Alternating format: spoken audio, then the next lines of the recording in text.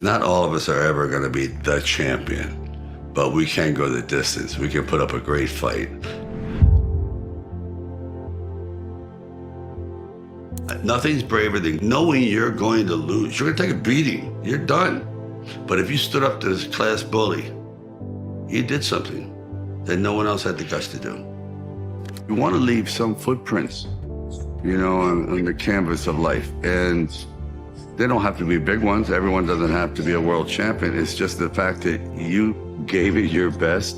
Because that's the Rocky philosophy. He never expected to be a champion. He just wanted to go the distance and have a little dignity. And that's pretty much the ongoing theme.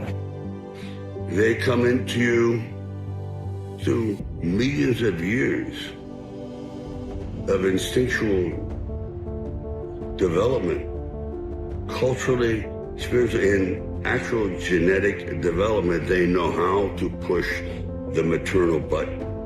I don't give a how tough you are. We all need it. To be a great man, you need to be nurtured in the proper way, reinforced, pushed, validated, loved, and also reprimanded when you're not doing what you should do. God is a very, very strong element, a cohesive element. But there's always a but. You ever try praying to yourself? Put yourself in abeyance, not in the mirror, but go, okay, this is what I want. You can call it positive reinforcement. There's so many different terminologies for that, but actually look at you, request something. When you're in fear of something, I pray to you not to be afraid. I pray for you to be successful. I pray for you to have proper knowledge and sympathy for the planet in general. To you, not something other, which is great.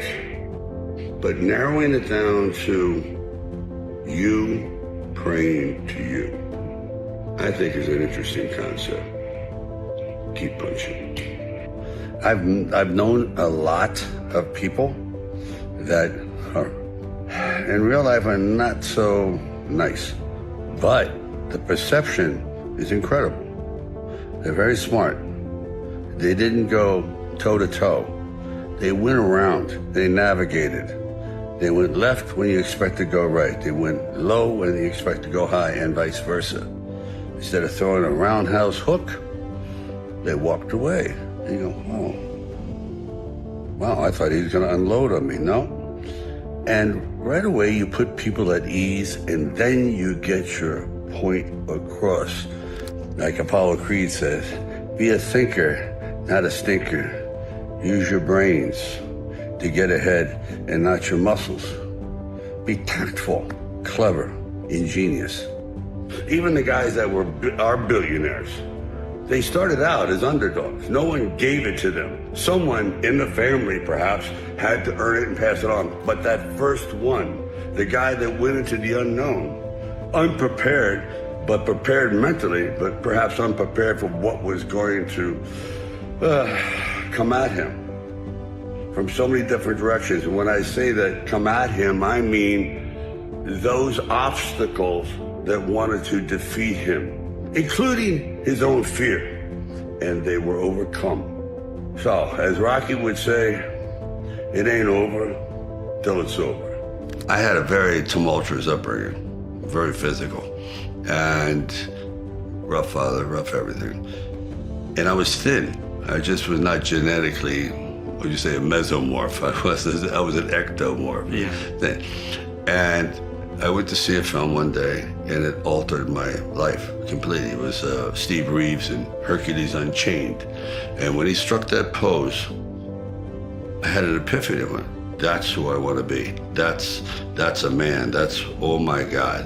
And I ran out of the theater after that and went to a junkyard and started lifting little brake drums or anything that I could lift. It was like 30 pounds, whatever. And I never stopped. And I did build on armor. It was like, I felt I could really take care of myself. I could inflict punishment rather than take punishment. And I never stopped. But I always felt that a lot of guys, it's a lot of action guys, have no heart. And you can see in their films, all they do is kick ass. They never get hurt, ever. Not a bloody nose. And that's not real. The audience can't relate to that. Everybody gets hurt. Either metaphorically, symbolically, or physically, they get hurt. And you root for that person who gets hurt. Get up! Because we all get knocked down. And that's just a credo I've followed my whole life. That he's not a pillar of strength. He's a pillar of dominoes. It's just, I was broke. I mean, seriously, done. But it depends how well you know yourself. I knew my personality that if I sold it, that was probably $1 million plus by today's dollars. A millionaire. And someone else did it, and it was successful. I would have never forgiven myself. I would have been a broken, embittered man for the rest of my life.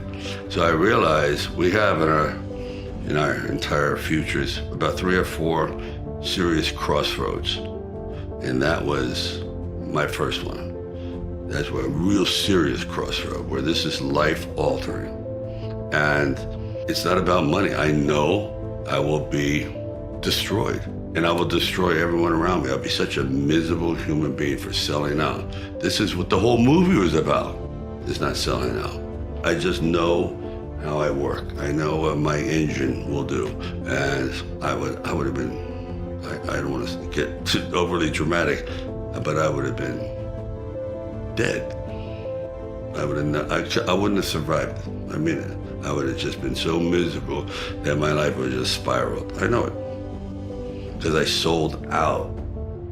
And I said, no. Because when you're broke, I actually mastered the art of poverty for a while. You figure it out. All right, we have spaghetti one day a week and this and that. I managed. And I still had this blatant optimism. But if I had sold out, oh my God. And I knew it. And they tried. I mean, believe me, they tried. This is it. This is my only chance. Because I was always getting cast as a thug. That was it. I was always beating up Woody Allen, beating up. So when I wrote this, I wrote as a thug. He's a thug. But he can't even do that well. He can't break the guy's thumbs. He can't do anything. He's really a gentle guy. I don't like to argue. I don't like stress. I don't like conflict. But sometimes you have to face the conflict and the stress and the source of that and get it out of the way. Don't keep it inside. Somehow you have to purge yourself of this thing that's eating you alive. But sometimes you just have to offend someone who's offending you. That's fair. And it takes courage. Actually, it takes courage to do a lot of things. It takes a lot of guts to stay in school. It's courage. It takes courage to get up every morning, and bravery and pushing yourself when you don't want to go to work, to supply food for yourself and your family.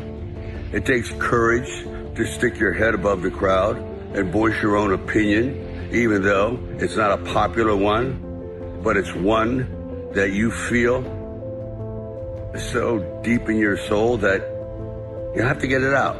You can't go through life living on lies.